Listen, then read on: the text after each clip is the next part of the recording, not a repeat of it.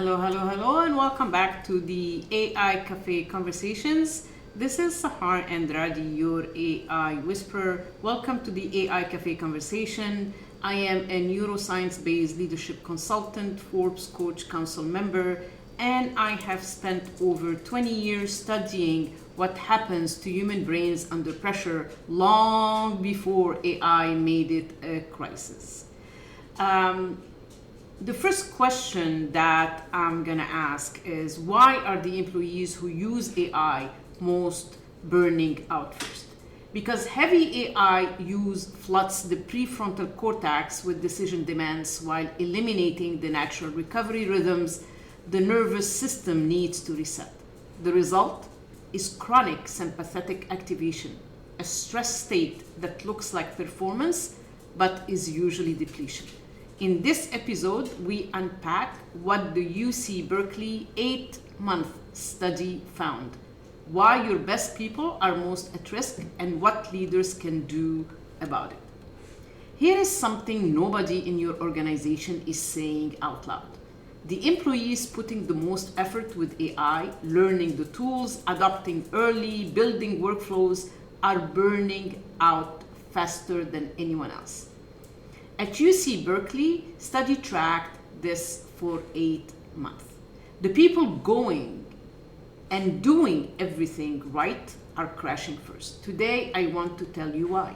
Today, we are talking about something the AI adoption conversation almost never addresses. Not the ROI, not the tools, the nervous system of the people using those tools every single day.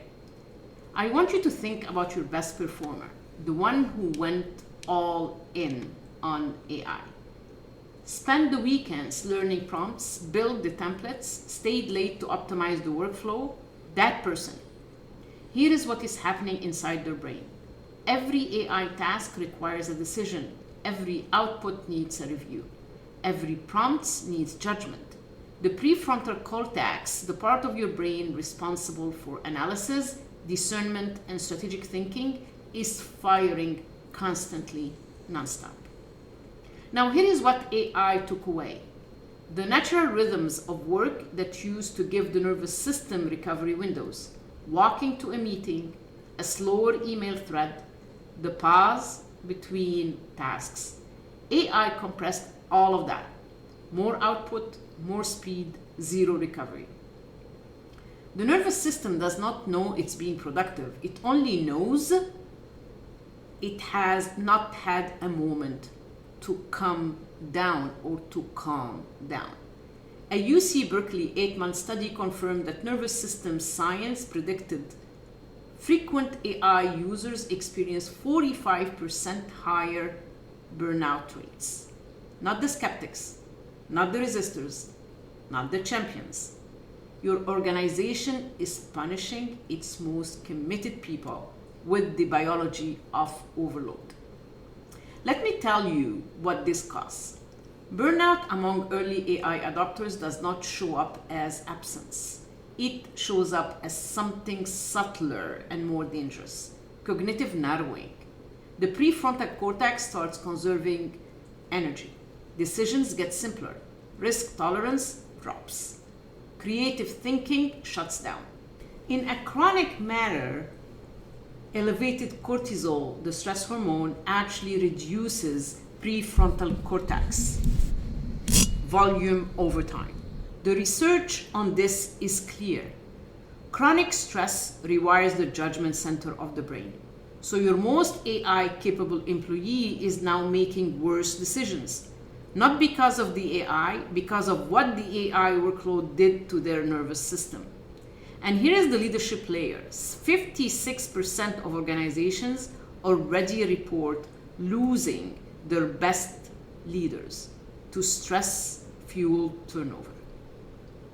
Now layer AI overload into that. You are accelerating the very problem you were trying to solve. The people who were supposed to lead AI transformation are the first ones leaving. So what do regulators do, or what do regulated leaders do differently? This is where I want to bring in something called regulation first leadership. The principle is this: you cannot think your way out of a dysregulated nervous system. You have to regulate first, then strategy. For AI adoption, this means something concrete. It means building recovery architecture into AI-heavy workflows. Not as a wellness perk, as a performance protocol. And what does that look like?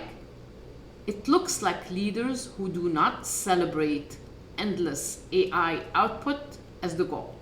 Leaders who build deliberate off-ramps into the workday. That means moments where the brain is not processing, not deciding, not producing. In my work with organizations, I use a proprietary framework called BRAIN, B-R-A-I-N. 5 evidence-based principles that create the neurological conditions for sustained leadership performance. I will not walk you through all 5 today, but one of them speaks directly to this. It's recognizing the physiological state of your team, not just their output, is a leadership skill. And in an AI accelerated world, it may be the most important one you have not yet developed. The question is not whether your team is using AI. The question is what AI is doing to their nervous system while they do. If what you heard today is landing, if you're thinking about someone on your team right now, or maybe recognizing yourself, I want to invite you to one next step.